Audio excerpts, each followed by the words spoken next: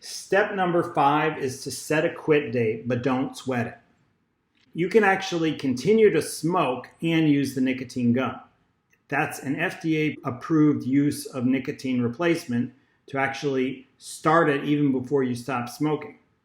This has the advantage of making it easier to quit because you've already started using an alternative form of nicotine when you make your quit attempt.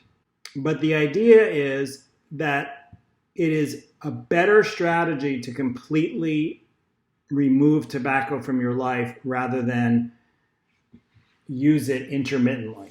A lot of people will cut down on their use of tobacco because things are going well for them in their lives, but because tobacco hasn't been replaced as a routine when they have certain cues, they are likely to go back to tobacco when those cues return. It's more effective to set a quit date and determine to go cold turkey on tobacco after starting the nicotine gum rather than continuing to use just a little when you're really stressed, because that can often lead to relapse.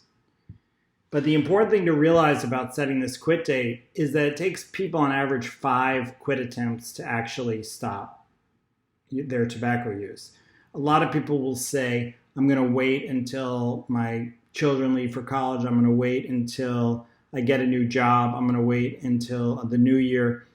But that is because they're thinking they only have one shot at success. In fact, I would lower the bar to making an attempt. I wouldn't stress about, am I going to be successful? Just try it. Set a quit date within the next 2 weeks is a good rule of thumb.